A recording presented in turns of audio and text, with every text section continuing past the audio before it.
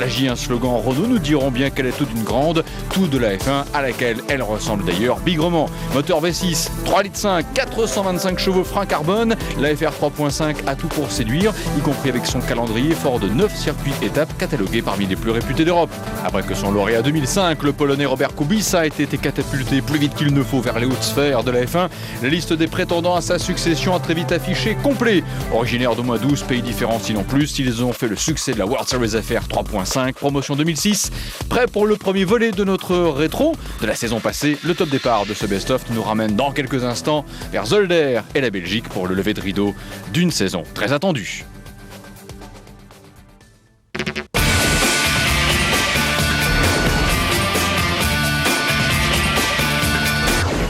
La grille de départ avec Andy Soucek est l'occasion déjà de dégager une première hiérarchie avec également Christian Montanari qui effectue le début de saison au sein du team italien, le Prema Power Team. Et justement, parmi ces nationalités présentes, la France est dans la course avec les excellents résultats en qualification d'Eric Salignon qui s'est lancé de la deuxième ligne de la grille de départ. Montanari et Soucek en première ligne. James Rossiter, que vous connaissez bien aussi sur AB Moteur, issu de la Formule 3 Euroseries, attaquait donc la saison 2006 en World Series by Renault. Et voilà pour le premier départ de l'année, premier coup de roue et première matière à présentation de drapeau jaune aussi, avec justement un premier carambolage et quelques écarts de trajectoire pour contourner justement les voitures accidentées par le bac à gravier. Exemple avec Pastor Maldonado, il y avait Bonetti, Pavlovic, Michael Alcin ou même encore Andy Soucek dans ce groupe de voitures à avoir très difficilement passé le cap du premier virage ou même parfois ne pas l'avoir passé du tout. Alex Danielson dans le groupe de tête, mais en tête il n'y a qu'une voiture dès lors qu'un seul homme. C'est Eric Salignon qui va ainsi prendre les devants, poursuivi par Christian Montanari. Derrière, l'opposition s'organise avec justement à sa tête Ayanari Shimoda, mais encore comme vous l'aviez vu, Robbie Kerr, numéro 5 du team KTR. Christian Montanari, Eric Salignon pour les deux hommes forts de cette première rencontre 2006 des World Series by Renault à Zolder. Avant donc de retrouver Alex Danielson, entre autres pilotes, et même Enrico Toccachello, voiture de couleur bleue dominante, l'un des membres du team Euro International. Moins de 10 tours avant la présentation du drapeau damier pour cette course 1. Et bien que resté longtemps sous pression de Christian Montanari, Eric Salignon a tenu bon, à tel point d'ailleurs que son adversaire de début de course a disparu du cadrage de la caméra. On le retrouve d'ailleurs en position d'attaquer maintenant par Alex Danielson du Comtech Racing. Eric Salignon, leader, et donc plus de 5 secondes d'écart vis-à-vis de son second Christian Montanari. Avec en fin de course, malgré le soleil rayonnant de début d'épreuve, une toute petite alerte au niveau de l'humidité sur la piste. Il fallait ici éviter Edwin Jausse du Comtech Racing. Chez Interveton, on reste attentif, car Alex Danielson, attention justement à ne pas se confondre du côté des couleurs. Après Jossen, c'est Danielson qui va se montrer un petit instant en difficulté, partant même d'ailleurs dans l'herbe. Il est ici évité par Bora Garcia. Et même Eric Salignon doit se battre avec la voiture. Belle frayeur alors qu'il reste quelques hectomètres avant le passage sous le drapeau damier. Montanari, qui n'en demandait pas tant, s'est rapproché, mais trop tard. Drapeau damier, première arrivée de l'année avec la victoire d'Eric Salignon, qui ainsi, après cette présentation du drapeau damier, aura bien sûr l'honneur du podium, la plus haute marche devant Christian Montanari et Borja Garcia pour compléter donc le premier des podiums de l'année 2006. Ici récompensé par Jean-Paul Marie, Eric Salignon, vainqueur de la course inaugurale. Christian Montanari et Borja Garcia, numéro 25, 2 et 3e.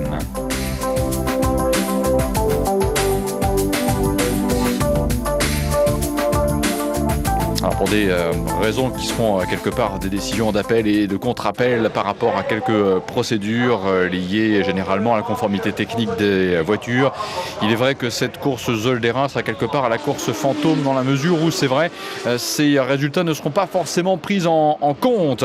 C'est à l'instant, à l'image, Davide Valsecchi que l'on retrouve du team Epsilon Euskadi. C'est lui qui a pris effectivement le meilleur départ de la course 2. avec une intervention de la voiture safety car d'emblée ou presque avec cette sortie de piste de Michael Alcine, mais en raison d'un départ supposé anticipé, vous avez pu lire la mention sur écran, Car 2 Under Investigation, enquête du collège des commissaires sportifs. Avant d'attendre la prononciation d'une quelconque sanction, c'est en tout cas le pilote Epsilon Euskadi qui a pris les devants. Belle offensive menée par deux pilotes notamment. Il y a effectivement James Rossiter et même Andy Sausek à Hazelder qui passe ici à l'attaque sur Bora Garcia, numéro 25 du RC Motorsports. Garcia qui, quoi qu'il en soit, n'a pas cédé. Ils sont pour l'instant 5 et 6e dans une course 2 pour laquelle il faut rappeler à l'égard du World Series by Renault qu'elle est naturellement différente de la course 1 par rapport justement à sa stratégie de course. Elle oblige un passage par les stands pour changement d'au moins un train de pneus avec justement ici l'arrêt du pilote belge Grégory Franchi qui par conséquent évolue à domicile.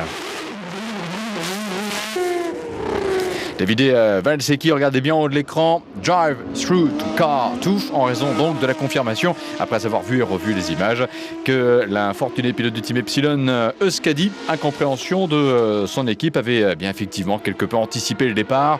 L'Italien rentre au stand et dès lors perd naturellement ici la première place de la course.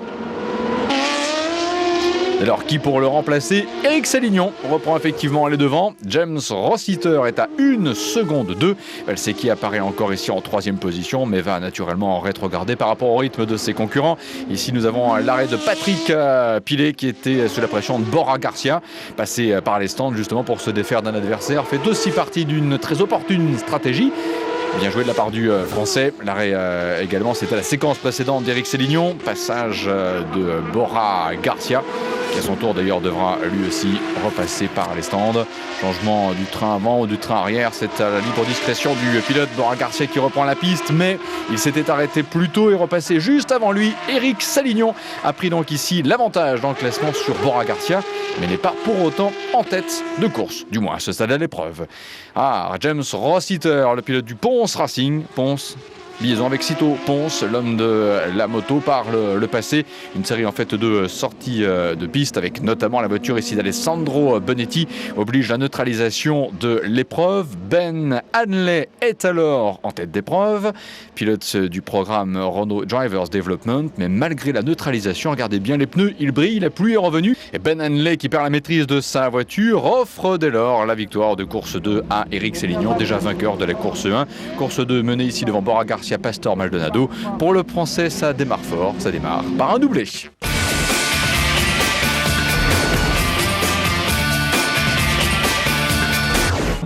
Allez, c'est une carte postale que l'on vous offre. Des fois, ça donnerait envie de ne pas regarder l'écran.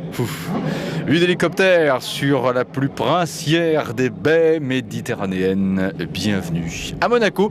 C'est une tradition pour Renault Sport, ramener justement les formules de promotion ici en principauté, en accompagnement du Grand Prix de Monaco depuis 1972. 2006, c'est le 64e Grand Prix de Monaco, avec quelques changements du côté des équipages, notamment l'arrivée de Jaap van Leggen au sein de la formation du Comtech Motorsports. Regardez cette autre joli garage, même si ici, évidemment, ça s'appelle un port. Christian Montanari et Pastor Maldonado pour les pilotes de la première ligne de la grille de départ. Attention, départ justement à Monaco dans quelques instants, circuit mythique s'il en est.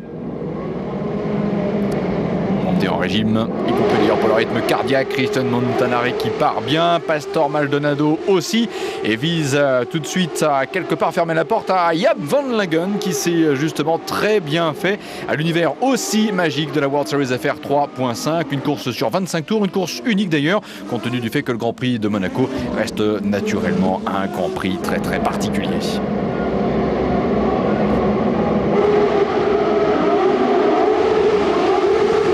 Le fameux tunnel qui contribue là encore à la magie de ce circuit unique au monde. Malheureusement, en raison de petits soucis en qualification, Eric Salignon, l'auteur de ce superbe doublé, l'arrivée de Zolder, devait partir en fond de grille à l'issue du premier tour et même à l'attaque du deuxième déjà. Et bien tout simplement les premiers faits de course avec Jaap van Leggen qui perdra sa voiture et justement sur une piste glissante. Regardez bien, vous avez peut-être reconnu la voiture de Christian Montanari aussi, qui a eu plus de chance que ses deux adversaires ici, mais cependant en allant mettre ses roues le long du rail sans pour autant abandonner la cassure mesure de rythme a permis à Pastor Maldonado de passer le 1 et 2 en tête dans les rues de Monaco. Bien sûr sous le soleil, et décidément que de fait de course dans ce virage de Loves, avec ici la sortie numéro 15, c'est celle d'Alessandro Bonetti, le pilote du Genser Motorsports. Toujours 1 et 2 en tête de course, 617 millième l'écart, Pastor Maldonado, Christian Montanari dans le 7e tour, une voiture à contresens. De qui s'agit-il? Réponse, voiture numéro 1, il s'agit en fait ici de Stephen Kane avec une touchette avec la roue avant gauche de la voiture de Ben Hanley, le malheureux de l'arrivée de la course 2. Voilà justement comment en monoplace à Monaco on arrive à faire un 180 degrés plus rapidement qu'il n'en faut. Dommage cependant pour le pilote de la formation Epsilon Euskadi, cette petite figure là lui a coûté finalement toute opportunité de concrétiser un bon résultat. N'allez pas croire que la voiture de Ben Hanley s'en soit sortie indemne. Elle est elle aussi touchée. Ben Hanley baisse de rythme, laisse ici passer un concurrent et devra rentrer par les stands. C'est Matteo Meneghello notamment du GD Racing, l'italien, qui ainsi ne faisait qu'une bouchée sur la voiture de Ben Hanley. On retrouve les leaders, Pastor Maldonado qui ne baisse pas de rythme, presque 140 km/h de vitesse moyenne sur un tour dans les rues de Monaco, comparativement d'ailleurs à une F1, une FR 3.5 et 10 secondes au tour.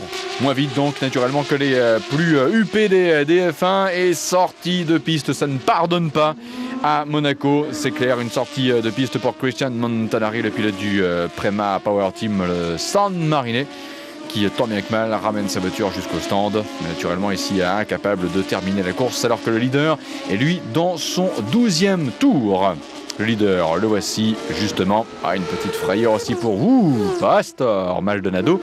Et une manœuvre, finalement un coup de museau, pas très adroit de la part d'Alvaro Barba, très offensif, le pilote du Genser Motorsport, sur Matteo Meneghello, l'italien du GD Racing.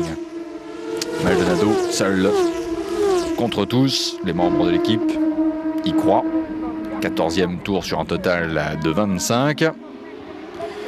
On va retrouver toujours dans les rues de Monaco Andy Thafek et Sen McIntosh du team KTR. Une sortie de piste de l'offensif Alvaro Barba, un peu comme si il était puni. Alors qu'on revenait dans le secteur justement, Eric Sélignon, un peu comme s'il était puni vis-à-vis de la manœuvre initiée précédemment justement à l'encontre, nous le disions un tout petit peu plus tôt, de Matteo Meneghello. Patrick Pilet, Colin Fleming également, bagarre dans les artères monégasques. Encore 10 tours avant la présentation du drapeau d'Amiel, le Grand Prix de Monaco, y compris pour la FR 3.5, reste quoi qu'il en soit un moment important dans l'année. Et justement peut-être à se mettre un petit peu trop de pression, voilà ce qui peut se produire. Une sortie de piste de Alex Danielson, qui en aura perdu d'abord l'aileron arrière avant naturellement d'endommager l'avant de la voiture. Une scène qui ne sera pas passée inaperçue aux yeux de Carlos Ghosn, présent justement à Monaco. Et qui, quoi qu'il en soit, aura pu apprécier le parfait éclat de cette discipline et l'excellent concept qu'est par nature et par essence celui des World Series by Renault. Tout va bien dans tous les cas pour Pastor Maldonado. Dans la voiture jaune soleil est parfaitement dans le ton de la météo du jour. Stephen Kane concédait d'ailleurs un tour au leader. James Rossiter, arrêt d'Eric Sélignon, qui malheureusement à Monaco ne connaîtra pas le succès de Zolder. Cet arrêt d'Eric Sélignon d'ailleurs sera aussi observé par Fernand et Sen McIntosh, avant donc de retrouver le français Patrick Pilet et les couleurs du GD Racing. Colin Fleming derrière lui, parmi l'ordre d'ingénieurs, y compris de la F1. Vous avez reconnu le profil de Jackie Clark notamment, et Benjamin Henley qui était finalement reparti après ses malheurs de première partie d'épreuve et la touchette avec Stephen Kane. Cette fois-ci ne terminera pas l'épreuve. Position 1, L2 pour lap 2, autrement dit 2 tours avant la présentation du drapeau damier. Pastor Maldonado parfaitement concentré, file vers la victoire. Attention au piège, celui qui en fera malheureusement les frais. Patrick Pilet, numéro 20 du GD Racing, qui pourtant ici méritait de terminer au moins dans les points. Un dernier tour de course qui fait presque déjà office de tour d'honneur pour Pastor Maldonado. Très jolie victoire en solitaire ou presque, puisque le second, James Rossiter, termine à 14 secondes 836 millième. Et le Belge Grégory Franchi réalise là l'un de ses plus brillants résultats avec la 3e marche du podium. Colin Fleming, Ayana Rishimoto, Alvaro Parente, Robbie Kerr, Thomas Koska, mais aussi Milos Pavlovic et Andy Saosek auront complété le top 10 à Monaco avec un vainqueur du Draco Multi Racing du Venezuela, sa nationalité, Pastor Maldonado à Monaco.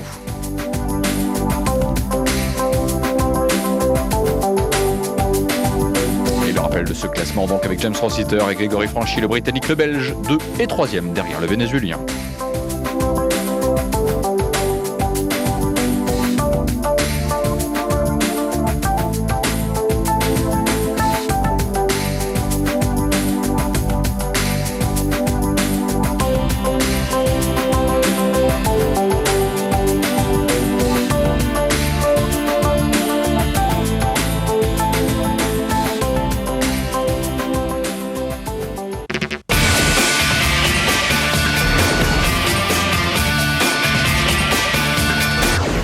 Après Zolder, Monaco, 17 juin, direction la Turquie pour le 3e des rendez-vous de l'année avec les World Series by Renault sur le circuit d'Istanbul.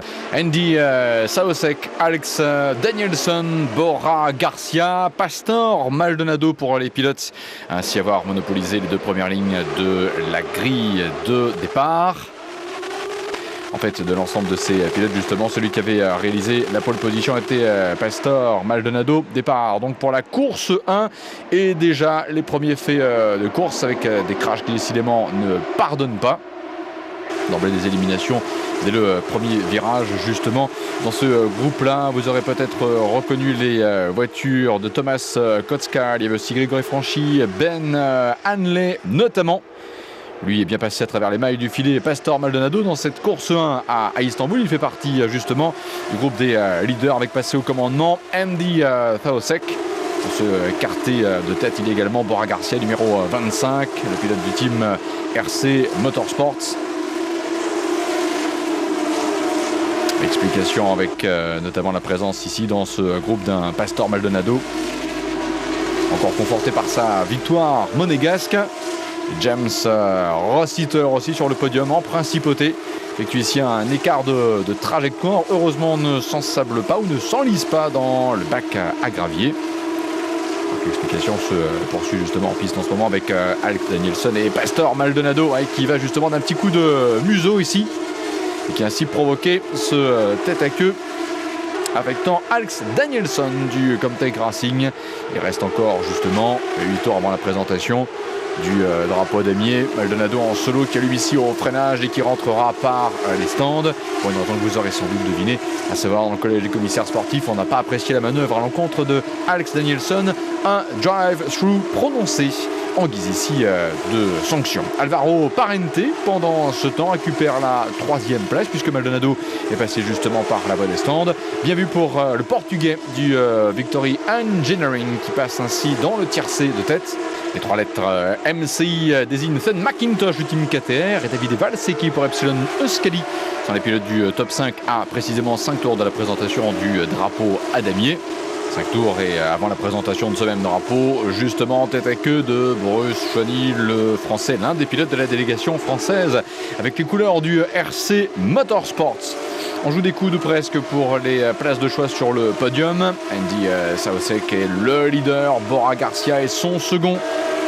Un tout petit rien les sépare justement à l'attaque du dernier tour et la présentation du drapeau damier ne change à rien justement en ce qui concerne le passage 1 et 2. Autrement dit, Andy Saosek devant Bora Garcia, 717 petits millièmes seulement. Alvaro Parente termine 3e et surtout Bora Garcia fait la bonne opération puisqu'il passe en tête au classement provisoire du championnat avec 34 points, c'est 2 de plus que Pastor Maldonado. Andy Saosek, Bora Garcia, Alvaro Parente, 1, 2 et 3 tiercés de tête à l'arrivée de la course 1 à Istanbul.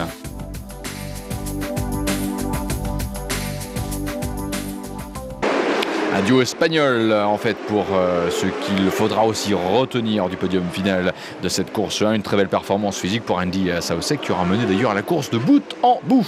Pastor Maldonado, Bora Garcia, Alex Danielson, pilote russe avec Michael Alsin pour la composition de la deuxième ligne, ou plutôt la deuxième des grilles de départ, avec un Pastor Maldonado qui a peut-être ici un peu fermé la porte à Bora Garcia qui n'apprécie pas, donne lui-même un coup de volant et ainsi expédie dans carrément la rangée de rails. Pastor Maldonado. Ah, et ça a été très chaud, c'est clair, très nerveux et électrique entre les deux pilotes avant même d'entamer le premier virage. Ah, Pastor Maldonado qui a été quelque part le provocateur en déviant sa trajectoire et qui ne s'attendait sans doute pas à pareille réaction de la part de Bora Garcia. Un Français également va se mettre en évidence dans les premiers instants de course avec ici Patrick Pilet. Justement, c'est de lui dont il est question, prenant l'avantage sur Colin Fleming. Alvaro Parente aussi a toutes les audaces, conforté par son premier podium de la veille, troisième à l'arrivée de la course 1. Il est revenu ici dans le sillage de Michael Alsin. Bora Garcia déjà sur le podium la veille. Black flag to car 25. C'est une sanction que l'on attendait et qui va arriver à l'encontre de Bora Garcia. Justement, elle a carrément, c'est un drapeau noir, ce qui veut carrément dire une exclusion encore plus sévère qu'un drive-thru. Il y a Alvaro Barba, numéro 14. Qui est justement revenu sur le pilote du Ponce Racing et Chalso Miguez. Les deux voitures se prennent la roue. Et là, complètement à l'équerre, la voiture d'Alvaro Barba. On retombe certes, mais surtout, vitesse et poids de l'auto sont de trop pour les triangles de suspension avant droit. Fin de course dès lors pour Alvaro Barba. Arrêt stand pour là le changement du train arrière avec Alex Danielson. Michael Alsin lui s'arrête. Au contraire d'ailleurs de Danielson, lui opte pour un changement des pneus du train avant. Comme nous disions plus tôt, c'est à la libre appréciation du pilote. Bon, il y a un élément ici qui s'est défait d'une voiture, manifestement celle de Alex Danielson du Comtech Racing. La voiture d'ailleurs qui ne semble pas stable avec ici ce soulèvement de la roue avant droite. Donc sans doute un affaissement, un gros problème au niveau du train arrière. La partie arrière gauche notamment. On retrouve Alvaro Parente. Alors, nous le disions un peu plus tôt là encore, il a toutes les audaces, le Portugais. Alors que malheureusement, une voiture à l'équerre va projeter celle de Robbie Kerr hors de la piste dans les tout derniers instants de course. Ah, c'est toujours décidément très spectaculaire ces épreuves de World Series by Renault. La roue avant gauche ici de la voiture de Robbie Kerr, c'est complètement défaite. Christian Montanari, décidément pas plus heureux ici à Istanbul, course 2 qu'il ne l'était à Monaco. C'est chaud également dans le bac à gravier. Après la troisième marche du podium à l'arrivée de la course 1, pourquoi ne pas rêver de la plus haute marche à l'arrivée de la course 2? C'est fait pour Alvaro Parente, Michael Alsin, Davide Valsecchi. Cela montre bien encore, avoir les drapeaux de nationalité, que la World Series FR 3.5 est un championnat de dimension internationale avec un Portugais vainqueur devant un Russe, podium complété par un Italien. Alvaro Parente, vainqueur, Istanbul, course 2. A noter la 7e place de Patrick Pilet au classement provisoire. Bora Garcia leader, 34 points devant Pastor Maldonado, 32 points. Eric Sélignon, le double vainqueur de Zolder, est toujours dans le tiercé de tête avec 30 points, à égalité maintenant avec Alvaro Parente.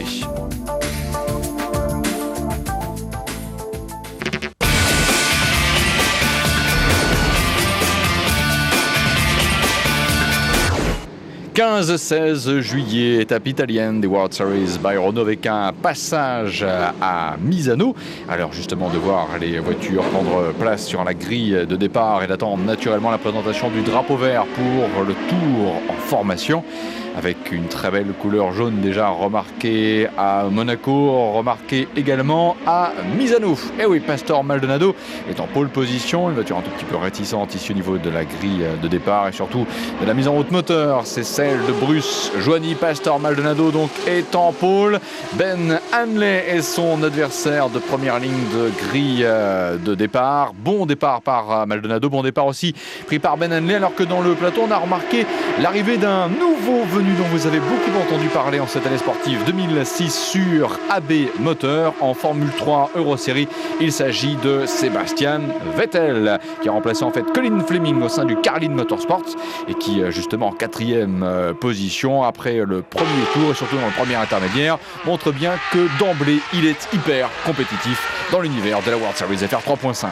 Sebastian Vettel, le prodige allemand, avec la présentation du panneau safety car en raison d'un crash provoqué bien involontairement, c'est clair, par Carlos Iaconelli.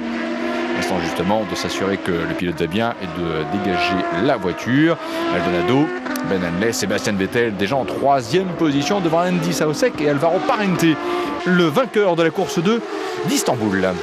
Et Maldonado qui tente de prendre le large, Ben Hanley sous pression, il y a Sebastian Vettel, Andy Soucek, Alvaro Parente, Michael Alcin, Then McIntosh et Davide Valsecchi, le pilote italien du team Epsilon Euskadi qui est donc en 8e position. Montanari et Borja Garcia complètent le top 10, une hiérarchie qui a largement encore le temps d'évoluer. Il est resté à 15 tours ici à Misano avant de connaître le classement définitif à l'arrivée de la course 1.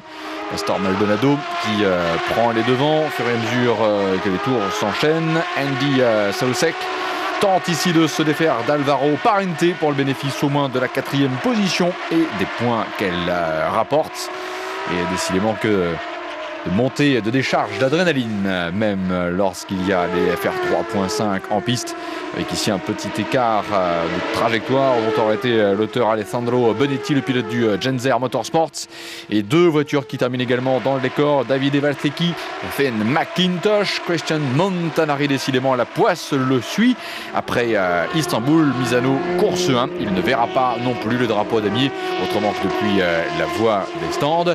Qui donc est en tête, c'est quelles sont ainsi les perspectives de résultats de course 1. Eh bien tout simplement Pastor Maldonado est leader devant Ben Hanley et ce phénomène de Sebastian Vettel est donc ainsi en 3e position. Borja Garcia s'accroche aussi pour tenter naturellement de conforter son capital point.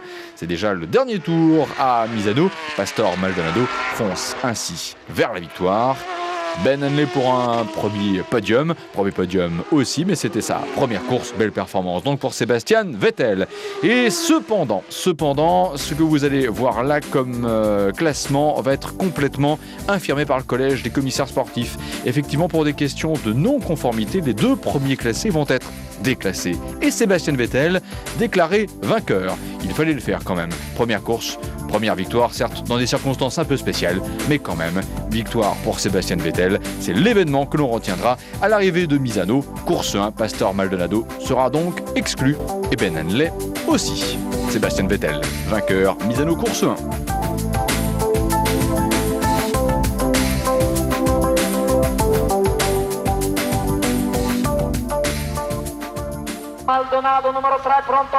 Maldonado, bah oui, comme le dit le speaker italien qui s'enflamme et qui s'enflamme aussi pour les performances de Sebastian Vettel.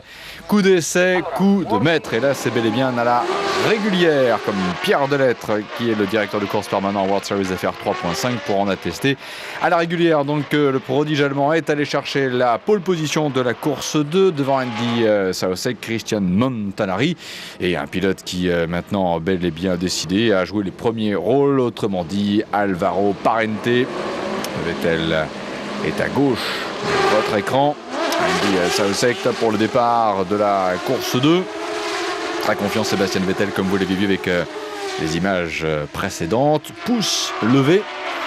Andy Soucek donc passe aussi à l'attaque, du moins tente, puisque regardez bien l'écart, il est passé déjà après l'intermédiaire 2 à 8 dixièmes, et nous ne sommes que dans le premier tour. Ben Hanley à la régulière aussi en 3e position avec une voiture techniquement conforme. De quoi qu'il en soit, écœurer ses adversaires. Quoi cette image-là, à savoir l'écart creusé en moins de temps qu'il n'en faut par Sébastien Vettel sur Ben Hanley, Davide Valsecchi et Andy Soucek qui sont donc en 3 et 4e position. Avant les premiers arrêts stand pour le fameux changement de train de pneus. Retour en piste notamment de Davide Valsecchi. Alors comment s'arrête au sein du Draco Multi Racing USA. Sébastien Vettel, qui à ce stade de la course ne s'était pas arrêté, restait le leader, terminera malheureusement dans le bac à gravier. Pastor Maldonado, qui ne peut pas non plus connaître la réussite à chacune des épreuves. Maldonado dans le bac. Thomas Kotska également avec une figure pour l'autre pilote du Draco Multi Racing USA. Et un dimanche qui n'aura pas voulu sourire à ce même team. Patrick Pilet dans le bon axe. normal, c'est un champion. Petit clin d'œil à ceux qui sont justement les sponsors réguliers de Patrick Pilet. L'arrêt de Sébastien Vettel à 18 tours de la présentation du drapeau à damier. Retour en piste de l'Allemand qui avait une avance suffisante et qui avait justement assez de champ pour aborder la fin de course sereinement. Ben Hanley se rattrape de sa disqualification de la veille, même si pour l'instant il n'est qu'en 5e position. Andy Thaosek est passé leader provisoire. Crash de Ayanari Shimoda, le japonais du Victory Engineering. 12 tours avant la présentation du drapeau à damier, Andy Thaosek s'était donc porté au commandement. S'arrête pour lui aussi changer de pneu. Grâce à l'écart qui était le sien avant son propre arrêt et malgré ce petit survirage dans le passage de la chicane, Sébastien Vettel a repris la tête de course. Bonetti en fâcheuse posture, ça n'a en rien déstabilisé Sébastien Vettel avec le dernier tour et la victoire de Sébastien Vettel. Alvaro Parente qui cumule les bons résultats en terminant 4e de la course 2, passe leader au classement provisoire, 48 points, très bien vu, très bien joué. Sébastien Vettel, Ben Hanley à la régulière et Davide Valsecchi 1, 2 et 3. Et 3 pilotes de 3 teams différents. Le Carlin Motorsport lauréat devant le Crown Competition. Et pour Davide Valsecchi, Epsilon Scali. En rappelant d'ailleurs que l'équipe, qui comprend notamment dans ses rangs un certain Michel Lecomte, était l'année dernière la formation de Robert Kubica, le premier des champions de l'histoire de la World Series 3.5.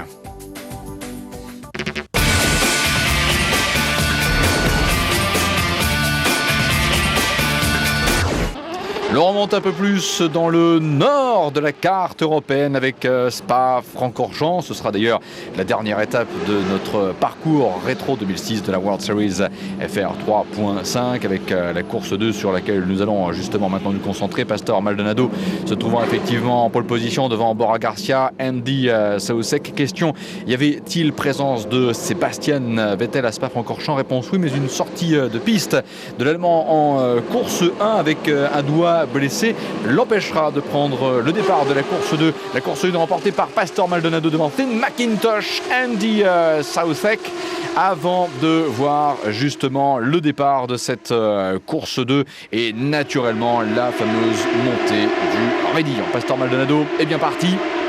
Derrière, encore une fois, discours bien connu, c'est l'opposition qui s'organise et qui est même d'ailleurs mieux organisée puisque à hauteur du freinage des Combes, celui qui arrive leader est ni plus ni moins Bora Garcia. Une chicane pif-paf, droite-gauche, toujours assez sélectif.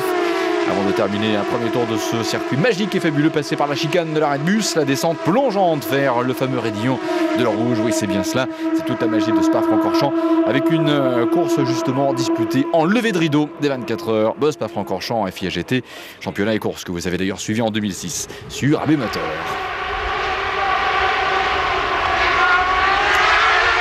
Attaque ici de la part tout simplement de Enrico Toccacello, qui restera dans les annales des World Series by Renault comme le premier vainqueur de la première course disputée à Zolder à l'aube du printemps 2005. Pastor Maldonado en 3e position à ce moment-là. Bora Garcia leader. Alex Danielson pour les couleurs du Comtech Racing en 2e position. Un sillage immédiat d'ailleurs de Bora Garcia, le pilote espagnol du RC Motorsports. Maldonado donc à la 3e place. Cette longue ligne droite avant de revenir ainsi à la fameuse chicane des Combes où arrive aussi Andy Thaosek du team interveton.com.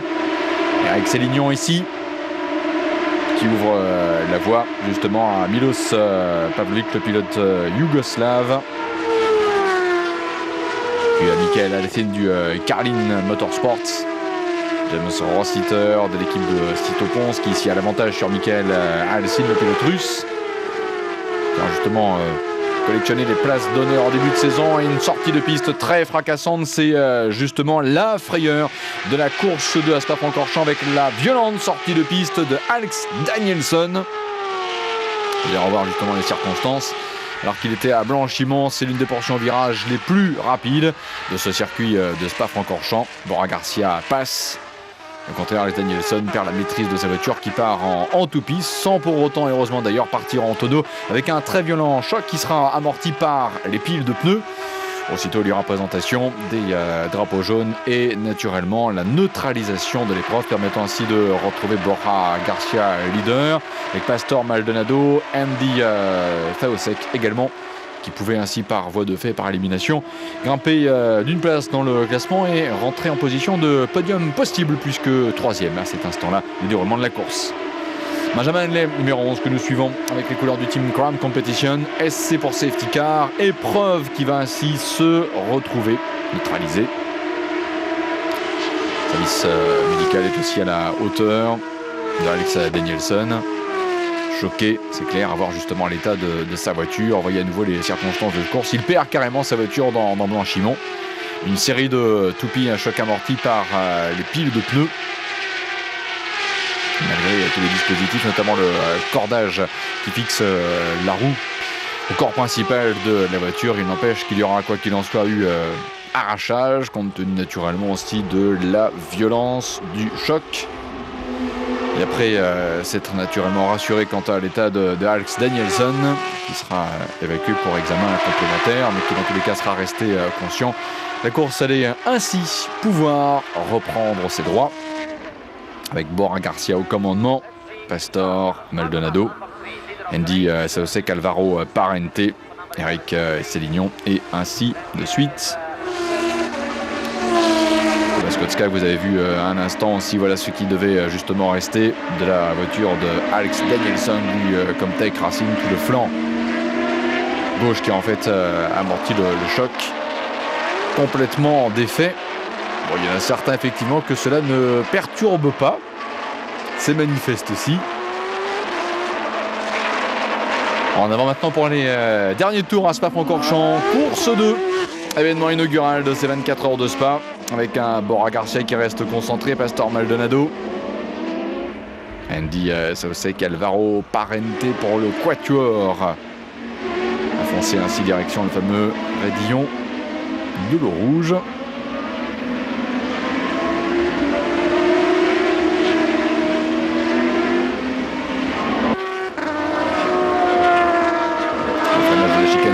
Pas de changement, Borja Garcia toujours au commandement. Groupe des poursuivants emmené par Eric Sélignon, numéro 21. Ben Henley attaqué. Il était notamment ici par Marco Bonanomi de la formation du Tech One Racing. Le team managé d'ailleurs par Simon Abadi, qui comprend aussi dans ses rangs Rio Fukuda. Marc Alvaro Parente réussissait en fin d'épreuve à revenir dans les rangs de Andy Thaosek du team Interwetten.com, sans pour autant ici du moins prendre l'avantage sur Andy Thaosek, qui s'était distingué par le meilleur temps dans les essais libres à l'épingle de la source. Alvaro Parente de plus en plus pressant, de prendre justement de faire la différence au moins par la vitesse de passage dans ce fameux raidillon et de surtout bénéficier de l'aspi de la voiture du team Interwetten.com avant la chicane des Combes. Un peu l'image d'ailleurs de Pastor Maldonado vis-à-vis de Borja Garcia. Un plastique ici littéralement volatilisé. Passage des FR 3.5. Eric Sélignon, James Rossiter aussi très pressant sur le français, qui naturellement aime bien la Belgique, référence faite à son doublé inaugural de saison, donc sur le circuit de Zolder. Borja Garcia, très concentré, reste leader, pas du tout impressionné par Pastor Maldonado. C'était d'ailleurs l'un des pilotes les plus vite, non seulement en course mais aussi en qualification, puisque auteur de 4 pole positions et drapeau damier, confirmant ainsi la belle victoire de Borja Garcia à l'arrivée de cette course 2. Mais là encore, il va se passer des choses, car suite à des contrôles techniques de deuxième course, eh bien Borja Garcia et Robbie Kerr vont aussi être finalement déclassés. C'est Pastor Maldonado qui va récupérer la place de leader devant Andy Thaosek et Alvaro Parente, renoué avec le podium en 3e position. On suit ici à l'image Borja Garcia, qui s'imaginait à cet instant-là être vainqueur confirmé. Mais donc les contrôles techniques et la décision ainsi prise par le bureau du collège des commissaires techniques et sportifs va donc infirmer ce résultat. Voilà pour le premier des volets consacrés à cette rétro-saison des World Series FR 3.5. La deuxième moitié de saison nous amènera à retrouver notamment l'étape française avec Le Mans, leader en classement provisoire. victoires, 66 points pour Pastor Maldonado. Le pilote du Draco Multiracing UAC était ainsi au commandement après Spa-Francorchamps, devançant Andy Soucek. À l'image, 63 points collectés pour le pilote espagnol du Interveton.com et 58 points pour le portugais Álvaro Parente en 3e position au sein de la formation du Victory Engineering. Borja Garcia à la 4e place, 50 points. Devant Eric Sélignon, fort de 43 unités marquées depuis Zolder. Eric après Spa-Francorchamps était donc en 5e position.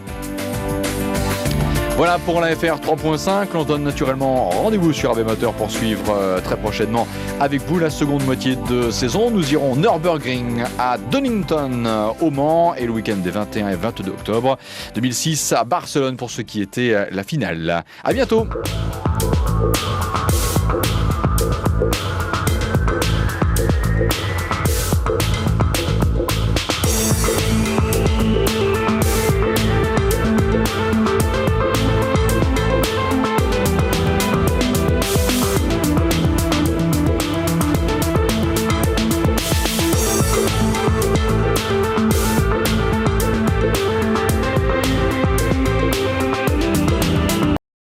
Borja Garcia à l'arrivée de la course de vainqueur à Spa-Francorchamps. En sommes-nous du côté du championnat?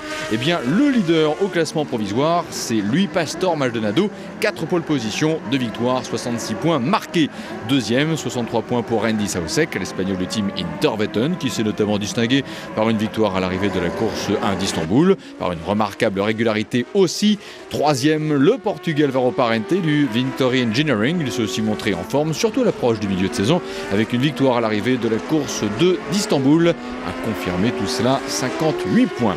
Quatrième, l'autre espagnol du top 5, Borja Garcia, 50 points marqués, surtout grâce à sa régularité. Un candidat au titre à surveiller, quoi qu'il en soit.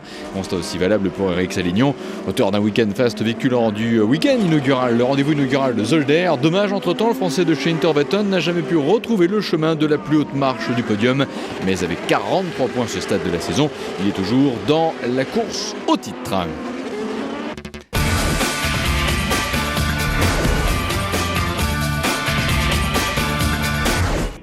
Et nous voici en route pour le circuit du Nürburgring le 5 août, une épreuve en fait inscrite une semaine après celle de Spa-Francorchamps. Nous sommes au cœur du massif de l'Eifel avec Álvaro Parente qui avait dominé la série A, mais c'est Michael Alcin, le russe du Carlin Motorsport, qui avait en fait réalisé ici la pole position. Borja Garcia et Alex Danielson partaient de la deuxième ligne de la grille de départ. Ben Henley, Pastor Maldonado de la troisième. Premier virage et première matière à présenter des drapeaux jaunes avec incroyable les deux pilotes du Interveton. Regardez-les bien, Andy Soucek et Eric Sélignon, avec des voitures grandement endommagées, aileron avant comme aileron arrière. Dans le premier tour, un leader, Álvaro Parente, déjà monté sur la plus haute marche du podium à l'arrivée de la course d'Istanbul. Autour d'un très bon premier freinage d'attaque, Álvaro Parente qui s'est porté ainsi en tête sur ce circuit du Nürburgring et qui boucle donc en leader le premier des 16 tours. Álvaro Parente avec Borja Garcia derrière lui et donc troisième position, Michael Alcin, encore une fois auteur de très très belles performances du côté des essais. 19 ans pour Michael Alcin, alors que l'on a vu Stephen Kane dans la voiture été poussé par les commissaires, pilote du team Epsilon Euskadi. Parente qui au fil des tours, au fil des virages, va réussir à creuser l'écart, se détacher notamment de Michael Alcin. Trouve ici avec le passage après 2 tours et malheureusement passage dans le bac à gravier de James Rossiter du Ponce Racing. Un Rossiter qui était en Formule 3 Euro Series en 2005 et qui s'était notamment distingué par une jolie deuxième place à l'arrivée de l'épreuve disputée en levée de rideau du Grand Prix de Monaco. Parente qui attaque la ligne droite des stands, mais qui, comme tous ses adversaires, va devoir tout simplement baisser de rythme en raison de la neutralisation de la course. En fait, il n'y a pas que la sortie de piste de James Rossiter pour avoir motivé la direction de course à neutraliser quelques instants l'épreuve. Voici James Rossiter à l'image. Autre voiture en difficulté sur ce circuit, c'est celle d'Alvaro Barba de Séville du Genzer Motorsports, également arrêté sur ce même circuit du Nürburgring pour une épreuve programmée, rappelons-le, le 5 août Et voilà la voiture d'Alvaro Barba prise en remorque. Alors que du côté du plateau, Alvaro Barba, on a un petit peu de nouvelles. Quelques changements, Adrian Zog notamment, un sud-africain chez Carlin Motorsport du côté de chez Euro International. On a également accueilli Marcos Martinez, un transfuge de l'F3 espagnol. Alors regardez bien, à la fin de la neutralisation, un peu surpris par le rythme vraiment freiné par le leader. Et justement, on a failli avoir un très gros carton, un carambolage dans le groupe avant que la course ne reprenne ses droits, en tout cas ne retrouve son rythme normal, avec Alvaro Parente, qui, comme avant la neutralisation, va réussir à se détacher progressivement de ses adversaires. S'accroche derrière Bora Garcia. Michael Alcine, un top 5 qui comprend également Alex Danielson.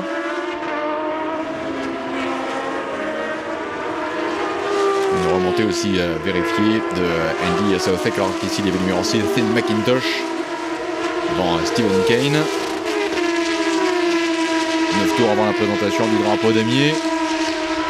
Et un Alvaro Parente, toujours aussi solide dominateur de cette épreuve, avec la victoire à concrétiser, l'instant de boucler les 8 derniers tours de ce circuit du Nürburgring. Michael Alcine toujours très pressant.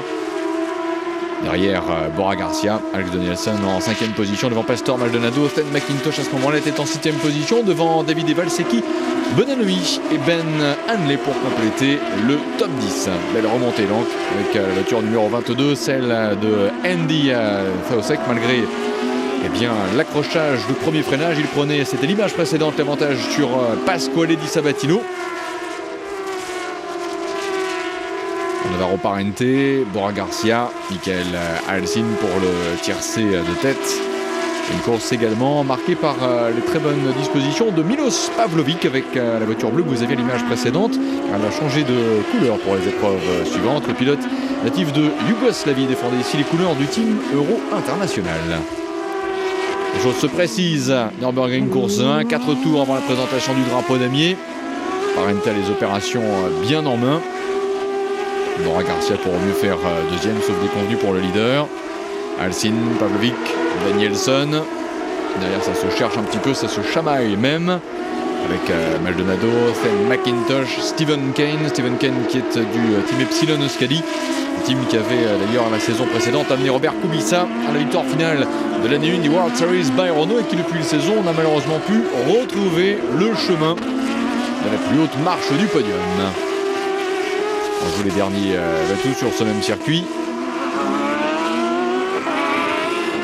Une dernière carte maîtresse qu'ils ont effectivement joué par les pilotes. Il y avait Marco Bonanoui de l'écurie Tequan qui avait relayé en cours de saison Jérôme D'Ambrosio.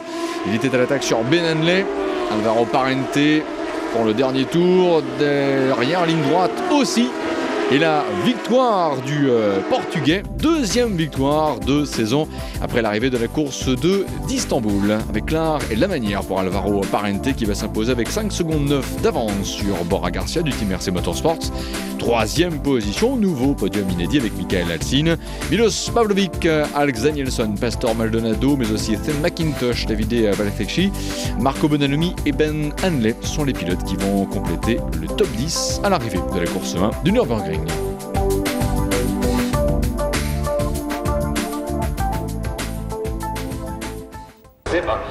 Pas de vacances pour les pilotes de la World Series FR 3.5 comme pour l'ensemble des acteurs des World Series by Renault. Nous sommes le dimanche 6 août avec Pastor Maldonado très concentré sur la grille de départ. Michael Alcine qui a réussi à reprendre place sur la première ligne est également encouragé juste avant d'entamer le tour en formation et même encouragé par les plus jeunes de ses fans. Vous voudrez bien nous excuser, un problème de captation satellite fait que l'image parfois a quelques parasitages. Ne cherchez pas à régler votre télé, elle fonctionne très très bien. C'est ainsi le départ dans tous les cas bien pris par Michael Alcine. Alvaro Parente qui attaque par l'extérieur, Pastor Maldonado qui fait l'intérieur mais qui est en fait un petit peu trop optimiste ici et qui justement obligé de tirer tout droit. Emmène avec lui Alvaro Parente qui repart cependant avant le pilote vénézuélien et un premier passage dans les virages qui ne réussit pas vraiment au pilote du team Epsilon Euskadi, avec à la fois Stephen Kane, numéro 1, le Britannique de 26 ans, et l'Italien de 19 ans, David Evalsecchi, avec un tête à queue. Dans ce premier tour, Andy Southwick a pris l'avantage. Martinez suit Danielson en 3e position. Robbie Kerr et ainsi de suite. 23 tours. Petit rappel de la règle du jeu dans ces World Series FR 3.5. La course du dimanche est toujours un peu plus longue que la format Super Sprint du samedi. Et notamment les malheurs de Michael Alcin illustrent bien la fin de la phrase, à savoir que dans la course 2, on s'arrête pour un changement obligatoire de 2 pneus. Un changement qui sera bienvenu pour Michael Alcin et un changement de pneus que n'aura peut-être pas la possibilité d'effectuer Marcos Martinez. Une sortie de piste et un retour au stand sur la jambe pour justement Michael Alcin. James Rossiter en tête à queue. Un week-end décidément à oublier. Un petit contact d'ailleurs avec Milos Pavlovic, le pilote de la formation Euro International, qui a pris d'ailleurs en cours de saison la succession de Enrico Toccacello. Pavlovic d'ailleurs issu des World Series Light, vainqueur 2004. Bonne école quoi qu'il en soit. Les Milos Pavlovic, dont le style peut être un petit peu nerveux, fait l'objet d'un examen attentif, ou plutôt est à ce stade de la course en train de faire un examen attentif de la part du jury des commissaires sportifs. La voiture est en fait placée, on va dire, sous enquête. Bora Garcia, pendant ce temps, reste au commandement, neutralisation de l'épreuve, en raison d'incidents qui vont encore une fois casser quelque peu le rythme de cette course. Avec ici Andy Saucek, McIntosh, Alex Danielson, Christian Montanari. Et tous derrière, Andy Saucek qui reste donc le leader avec justement colonne de gauche. Le fait que tous les pilotes qui apparaissent d'ailleurs dans le top 10 ont au moins gagné une place depuis le départ de cette course. Le public est lui aussi très attentif notamment à ces mouvements-là. Autrement dit, l'arrivée sur la voie des stands des chariots de pneus pour les premiers arrêts dans le créneau réglementaire et qui n'allait d'ailleurs pas tarder. Un instant justement même où la voiture de sécurité s'efface. On dit à Saucek qui lui repasse justement devant les stands. Et donc les premiers arrêts, Christian Montanari attaqué par Sin McIntosh avant d'arriver au freinage. Les premiers arrêts stands donc, reste à voir qui va être ici concerné par le changement de pneus. Il y a notamment Adrian Zaug qui est remplacé par les stands. Andy Saucek lui préfère effectivement retarder un peu plus tard dans cette course. Il reste encore 17 tours pour cela. Le fameux passage par les stands qui est de toute façon obligatoire pour tout le monde. Alors que derrière, Pastor Maldonado en légère difficulté ici qui a court-circuité la chicane. Peut-être d'ailleurs pour éviter éventuellement une sanction, préfère-t-il rentrer un tout petit peu plus tôt aussi par la case de stand. C'est véritablement l'école de la Formule 1, c'est aussi le but recherché, apprendre à gérer les arrêts stand. C'est vrai pour tout le monde, les pilotes et les mécaniciens. Jolie forme affichée par Ryo Fukuda sur ce circuit, le pilote de l'écurie Tech One Racing. L'arrêt de Andy Saucek, le leader qui passe au stand à 13 tours de la présentation du drapeau à damier. Vous voyez justement à quelle vitesse ces changements de pneus, train avant ou train arrière, pas d'obligation. Et ce changement de pneus ainsi effectué. Avec l'arrêt de Andy Saucek, c'est l'heure de gloire dans cette saison pour Ryo Fukuda, l'ex-champion de France de Formule 3 qui est passé en tête. Arrêt d'Alvaro Barba qui passera également momentanément en tête. C'est lui aussi son heure de gloire pour l'Espagnol du Genzer Motorsports. Avant de voir en haut de tableau Michael Alcin reprendre l'avantage et d'assister également à l'accélération de rythme à la fois de la part de Christian Montanari mais aussi de Andy Saucek avec le numéro 22.